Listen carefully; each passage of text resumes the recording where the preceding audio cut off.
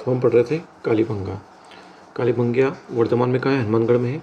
नदी कौन सी है? सरस्वती दशद्वती नदी के तट पर है। कब है? 2400 से 2250 ईसा पूर्व की संस्कृति है। अब ये कौन संस्कृति है? नगर नियोजन की संस्कृति है। कौन से टीले हैं? 2 टीले, पूर्वी टीला और पश्चिमी टीला। पूर्वी टीला जो है वो साधारण है और पश्चिमी टीला दुर्ग टीला है, जहाँ क्या है, दोनों टीलों के चारों ओर क्या है, सुरक्षा प्राचीर बनी हुई है। कालीबंगा से हड़प्पा कालीन, पूर्व हड़प्पा कालीन, उत्तरकालीन हड़प्पा कालीन साक्ष्य मिले। पूर्व हड़प्पा कालीन स्थल से जूते हुए खेत के प्रमाण, तो जूते हुए खेत के प्रमाण कहाँ मिले हैं? पूर्व हड़प्पाकालीन संस्कृति में, जो संसार में प्राचीनतम है। जूते हुए खेत के सबसे प्राचीन कहाँ मिले हैं? कालीबंगा में, पूर्व हड़प्पाकालीन संस्कृति। पत्थर के अभाव कारण दीवारें कैसी है? कच्ची ईंटों की है। क्यों है? पत्थर का अभाव था इसलिए। तो इन्हें मिट्टी से जोड़ा जाता था। कच्ची ईंट की दीवारें मिट्टी वाली कालीबंगा में। व्यक्तिगत और सार्वजनिक नालियाँ तथा कूड़ा डालने के मिट्टी के बर्तन, क्या है, नालियाँ और कूड़ा डालने के मिट्टी के बर्तन भी मिले हैं। नगर की सफाई के असाधारण व्यवस्था के अंत थे। नगर की सफाई भी होती थी। वर्तमान में कौन सी नदी है? घग्गर नदी। पहले कौन सी? दशद्वती और सरस्वती नदी, जो प्राचीन काल में सरस्वती नदी के नाम से जानी घग्गर नदी। यहाँ से धार्मिक प्रमाण के रूप में अग्निवेदियों के साक्ष्य भी कहाँ मिले हैं? यही मिले। तो कालीबंगा में क्या क्या है? अग्निवेदियाँ हैं, घग्गर नदी, दशद्वती नदी है, नगर योजना है, 2 प्रकार के टीले मिले हैं, पूर्वी और पश्चिमी टीला। कूड़े डालने की मिट्टी के बर्तन, सार्वजनिक नालियाँ मिली है, और दीवारें कैसी है? कच्ची ईंटों से बनी हुई है, और जूते हुए खेत के प्रमाण मिले हैं। सुरक्षा प्राचीर वाले दीवारें मिली है, किले मिले हैं, और अग्निवेदियाँ मिली है। धूप से पकाई गई ईंटें जो मिली वो कैसी थी? धूप से पकाई गई ईंटें थी। यहाँ से प्राप्त मिट्टी के बर्तनों और मोहरों पर जो लिपि अंकित पाई है वह सेंधव लिपि से मिलती जुलती है, और जिसे अभी तक पढ़ा नहीं जा सका है। तो यहाँ जो लिपि मिली वो सेंधव लिपि से मिलती जुलती, लेकिन अभी तक पढ़ा नहीं जा सका है। पानी की निकासी करने की लकड़ी की व ईंटों की नालियाँ मिली है, अपने को पता चली गया है। अब इसी में ताम्र से बने कृषि के औजार, यहाँ के ताम्र से बने कृषि के औजार भी मिले हैं। यहाँ पर आर्थिक उन्नति के परिचय आएगी। कालीबंगा की नगर योजना सिंधु घाटी की नगर योजना के अनुरूप दिखाई देती है। कालीबंगा के निवासियों की मृतक के प्रति श्रद्धा, तो ये मृतक के प्रति श्रद्धा भी रखते थे।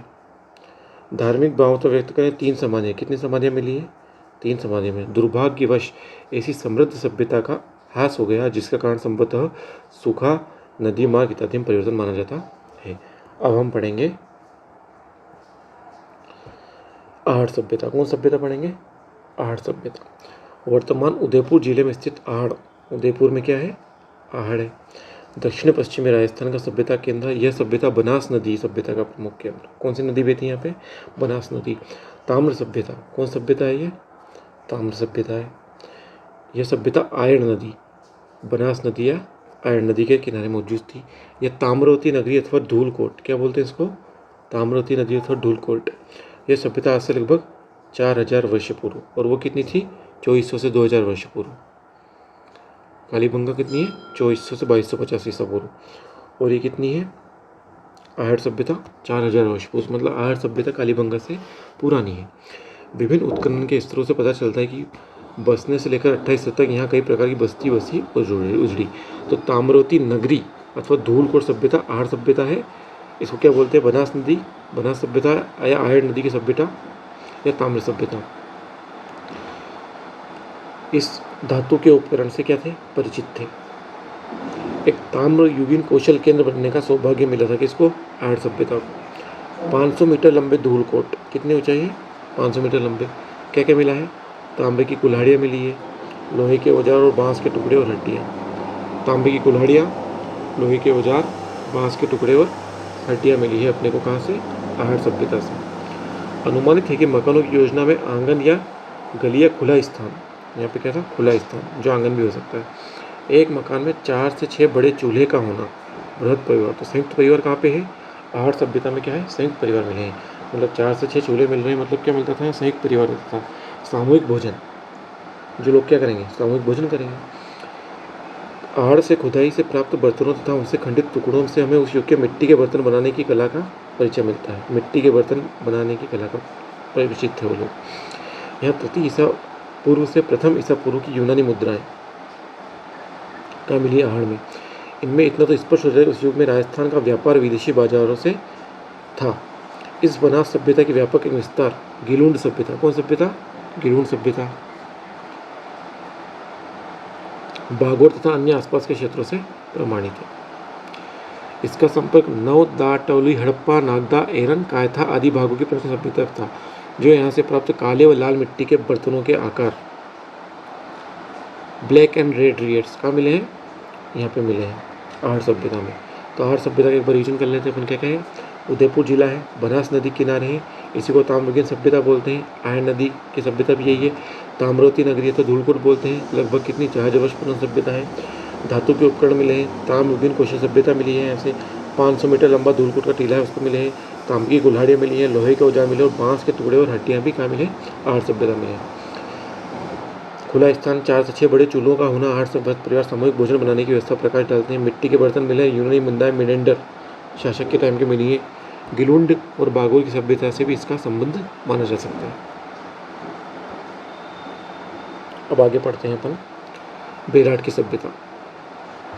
वर्तमान जयपुर जिले में स्थित बेराट महाभारत कालीन मत्स्य जनपद, महाभारत काल कौन सा जनपद? मत्स्य जनपद की राजधानी क्या थी? विराटनगर। पुरातात्विक पहाड़ियों के रूप में बीजक डूंगरी, भीम डूंगरी और मोती डूंगरी, 3 प्रकार की डूंगरी है, बीजक, भीम और मोती डूंगरी। बीजक डूंगरी से कैप्टन बर्ट ने भाभरू का शिलालेख, ध्यान रखना है ना, बीजक डूंगरी से क्या खोजा है? कैप्टन बर्ट ने भाभरू का शिलालेख खोजा है। 3 प्रकार की डूंगरी, बीजक डूंगरी, भीम डूंगरी और मोती डूंगरी। बीजक डूंगरी से कैप्टन बर्ट ने अशोक का भाभरू शिलालेख खोजा था। यहाँ से बौद्ध स्तूप, बौद्ध मंदिर और अशोक स्तंभ के साक्ष्य मिले। बीजक डूंगरी से कैप्टन बर्ट ने भाभरू शिलालेख खोजा। बौद्ध स्तूप, बौद्ध मंदिर और अशोक स्तंभ के साक्ष्य मिले। ये सभी अवशेष मौर्य युगीन है। बौद्ध मंदिर मिला है, बौद्ध स्तूप मिला है। ऐसा माना जाता है कि हूण आक्रांता मेहरुकुल ने बेराट का विध्वंस, किसने विध्वंस किया बेराट का? हूणों ने, जो बौद्ध सभ्यता थी बेराट की, उसका विध्वंस कर दिया। कैप्टन बर्ट ने भाभरू का शिलालेख खोजा। चीनी यात्री युवांग चांग, क्या नाम है इसका? युवान च्वांग ने बेराट का उल्लेख किया। सभ्यता के अन्य प्रमुख केंद्र, पाषाणकालीन सभ्यता के केंद्र बागोर से भारत में पशुपालन के प्राचीनतम साक्ष्य मिले। बागोर से क्या मिला है? पशुपालन का प्राचीनतम साक्ष्य। तो बागोर किस लिए फेमस है? पशुपालन के लिए। ताम्रलिप्त सभ्यता के 2 वृहद समूह सरस्वती तथा बनास नदी के कांठे में पनपे थे, जिनका वर्णन ऊपर के पृष्ठों में किया गया है। इसी प्रकार राजस्थान में अन्य कई महत्वपूर्ण केंद्र हैं जो इस युग के विभव की दुहाई दे रहे हैं। गणेश्वर, खेतरी, दरीबा, ओजियान, कुराड़ा आदि से प्राप्त ताम्र और ताम्र उपकरणों का उपयोग अधिकांश राजस्थान के अतिरिक्त हड़प्पा, मोहनजोदड़ो, रोपड़ आदि में भी होता था। सोनारी, इसवाल, जोधपुर, रेड़ इत्यादि स्थलों से लोह युगीन सभ्यता के अवशेष मिले हैं। तो थोड़ा सा अपने को ध्यान रखना है कि गणेश्वर, खेतड़ी, दरीबा, ओजियान, कुराड़ा ये क्या है? ताम्रयुगीन है। ओजियान, कुराड़ा भी याद रखना है, क्या है? ताम्रयुगीन है। जबकि सोनारी, इसवाल, जोधपुरा, रेड़ ये क्या सी है? लोह युगीन है। सोनारी, इसवाल, जोधपुरा और रेण कौन सी? लोह युगीन है। लेकिन ओजियान, कुराड़ा कौन सी है? ताम्रयुगीन। और जोधपुरा, रेण, सोनारी, इसवाल ये कौन सी? लोह युगीन।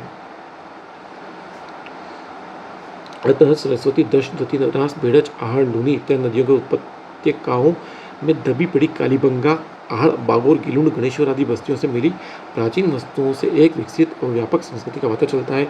ये सभ्यता न केवल स्थानीय सभ्यता का प्रतिनिधित्व करती थी, अपितु चित्रकला, भांड, शिल्प तथा धातु संबंधी तकनीक कौशल में पश्चिमी एशिया, इराक, अफ्रीका देशों की प्राचीन सभ्यताओं से संपर्क में थी। अब हम दूसरा कुछ पढ़ेंगे। क्या पढ़ेंगे अपन? ये पढ़ेंगे अपन मध्यकालीन राजस्थान, पूर्व मध्यकालीन राजस्थान। इस काल की सबसे महत्वपूर्ण घटना युद्धप्रिय राजपूत जाति का उदय एवं राजस्थान में राजपूत राज्यों की स्थापना है। गुप्तों के पतन के बाद केंद्रीय शक्ति का अभाव उत्तरी भारत में एक प्रकार से अव्यवस्था कारण बना। राजस्थान गणतंत्र जातियों ने उत्तर गुप्तों की कमजोरी का लाभ उठाकर स्वयं को स्वतंत्र कर लिया। यह वह समय था जब भारत पर हूणों का आक्रमण हो रहा था। हूण नेता मेहरकुल ने अपने भयंकर आक्रमण राजस्थान की बड़ी क्षति पहुंचाई। हूणों का योद्धा कौन था? मेहरकुल।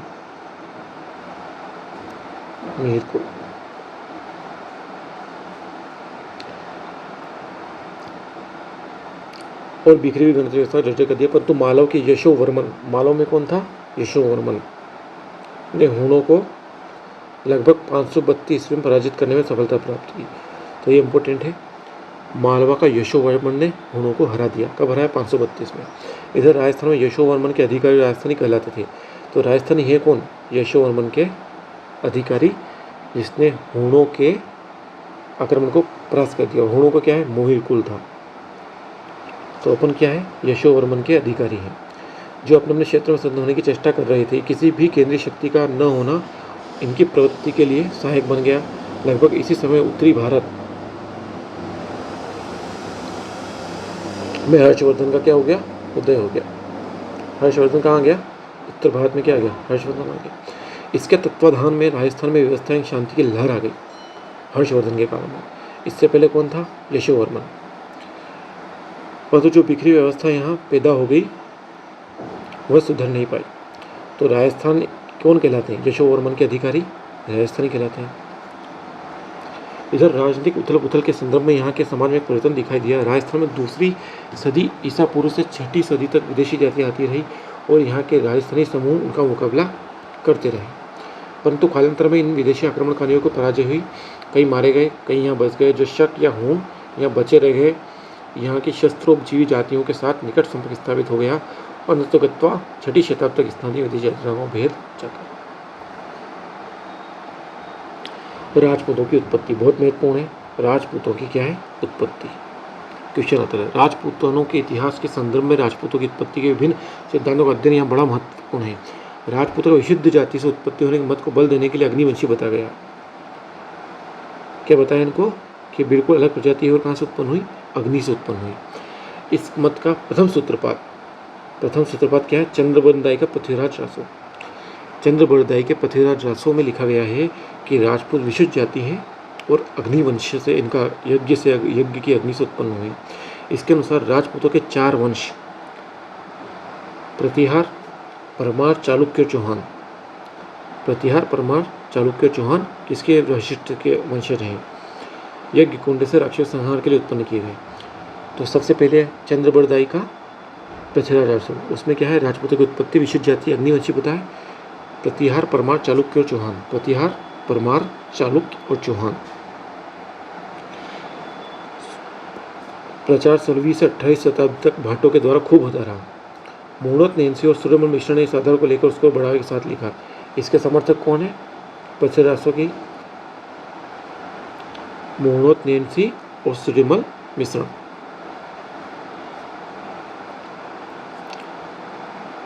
परंतु वास्तव में अग्निवंशी सिद्धांत पर विश्वास करना उचित नहीं है, क्योंकि संपूर्ण कथानक बनावटी और अव्यवहारिक है। ऐसा प्रतीत होता है कि चंद्रबरदाई ऋषि वशिष्ठ द्वारा अग्नि से इन वंशों की उत्पत्ति से व्यक्त करता है कि जब विदेशी सत्ता से संघर्ष करने की आवश्यकता हुई तो इन चारों वंशों के राजपूतों शत्रु से मुकाबले हेतु स्वयं को सजग कर लिया।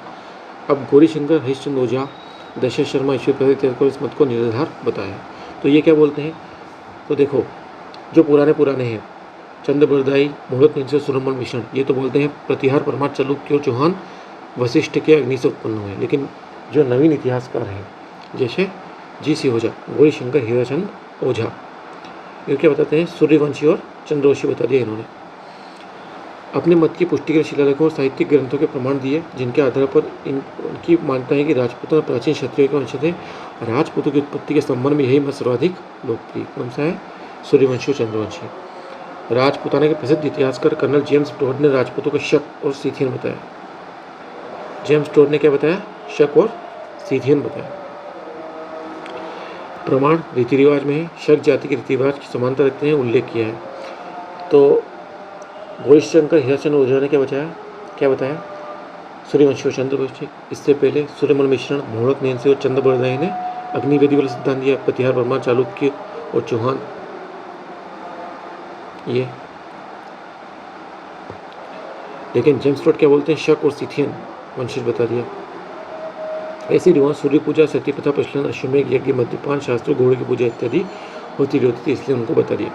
टैट की पुस्तक के संपादक विलियम क्रूक ने भी इसी मत का समर्थन किया। तो याद रखना है, विलियम क्रूक ने भी क्या माना है? विदेशी शक और सीथियन का वंशज माना राजपूतों को। परंतु इस विदेशी वंशीय मत का गौरीशंकर, हीराचंद्र ओझा ने खंडन कर दिया। ओझा कहना है कि राजपूत तथा विदेशियों के रस्मों और रिवाजों में जो समानता कर्नल टाड ने बताई है, वह समानता विदेशियों से राजपूतों से प्राप्त नहीं की है, वरन उनकी साध्यता वैदिक तथा पौराणिक समाज और संस्कृति से की जा सकती है। अतः उनका कहना है कि शक, कुषाण, हुणों के जिन जिन रस्मों, रिवाजों, परंपराओं को उल्लेख समानता बताने के लिए जेम्स टोड ने किया है, वे भारतवर्ष में अतीत काल से ही प्रचलित थी। अतः उनका संबंध विदेशी जातियों से जोड़ना क्या है, निराधार है। मतलब ये उल्टा बता रहे हैं कि शक, सचिन खुद हमारे वंशज थे, न कि हम उनके वंशज हैं। DDR Bhandarkar, doctor DDR Bhandarkar साहब क्या बोल रहे हैं, देखो। भंडारकर क्या बोलते हैं कि राजपूत गुर्जरों का वंशज है, श्वेत हुणों को स्थापित करके विदेशी वंशीय उत्पत्ति को बल देते हैं। तो ये तो भंडारकर क्या बोलते हैं कि ये भी हुणी थे भैया, ये भी बोल रहे हैं कि विदेशी उत्पत्ति है भंडारकर। इसकी पुष्टि बताते हैं कि पुराणों में गुज्जर और हुणों का वर्णन विदेशी के संदर्भ में मिलता है। इसी प्रकार उनका कहना है कि अग्निवंशी प्रतिहार परमार चालुक्य और चौहान भी गुज्जर थे, क्योंकि राजौर अभिलेख में प्रतिहारों को गुज्जर कहा गया है। इंपॉर्टेंट है, राजौर अभिलेख में प्रतिहारों का क्या कहा गया है, गुज्जर कहा गया है। इसके अतिरिक्त भंडारकर ने बिजोलिया शिलालेख के आधार पर कुछ राजपूत वंशजों को ब्राह्मणों से उत्पन्न माना। बिजोलिया शिलालेख के आधार पर क्या माना, राजपूतों का ब्राह्मण वंशी बता दिया कि राजपूत तो ब्राह्मण थे। वे चौहानों को वत्स्य गोत्री ब्राह्मण, कौन बताते हैं, भंडारकर, और गुहिल राजपूतों को नागर ब्राह्मण। चौहान तो वत्स्य गोत्री और गुहिल राजपूत नागर ब्राह्मण। डॉक्टर ओझा वैद्य ने भंडारकर की मान्यता को अस्वीकार कर दिया है। ओझा साहब तो क्या बोलते हैं, वही तो अपने खुद के ही हैं, लेकिन ये क्या है, ये देखो अभी पढ़ा आप लोगों ने, सूर्यवंशी और चंद्रवंशी राजपूत है। डॉक्टर ओझा वैद्य ने भंडारकर की मान्यता को अस्वीकृत करते हुए लिखा है कि प्रतिहारों गुज्जर जाति जाना विशेष की संज्ञा नहीं है, वरन उसका विशेष गुजरात पर अधिकार होने के कारण है। यहाँ तक कि राजपूतों को ब्राह्मणों की उत्पत्ति का प्रश्न है, वह भी निराधार है, क्योंकि इस मत के समर्थन में उनके साक्ष्य कतिपय शब्दों का उपयोग राजपूत के साथ होने वास्ते है। सब संबंध निराधार बता रहे हैं। इस प्रकार राजपूतों की उत्पत्ति के संबंध में उपयुक्त मतों में मतैक्य नहीं है, एक मत नहीं है। फिर भी डॉक्टर ओझा के मत को सामान्यतः मान्यता मिली हुई है कि जो अपने राजपूत हैं वो क्या है, सूर्यवंशी और चंद्रवंशी राजपूत है। पूर्व मध्यकाल में विभिन्न राजपूत राजवंशों का उदय। प्रारंभिक राजपूत कुलों में जो राजस्थान में अपने अपने राज्य स्थापित किए थे, उनमें मेवाड़ के गुहिल, मारवाड़ के गुज्जर, मेवाड़ में क्या है गुहिल, मारवाड़ के गुज्जर प्रतिहार और राठौड़, सांभर के चौहान, सांभर के क्या है चौहान है, और आबू के परमार। तो मेवाड़ के गुहिल हो गए, मारवाड़ के गुज्जर और राठौड़, प्रतिहार और राठौड़, सांभर में क्या है चौहान, आबू में परमार, और आमेर में क्या है कछवाहा, और जैसलमेर के क्या है भाटी राजवंश प्रमुख थे। अब इनके बारे में क्या करके हम पढ़ेंगे।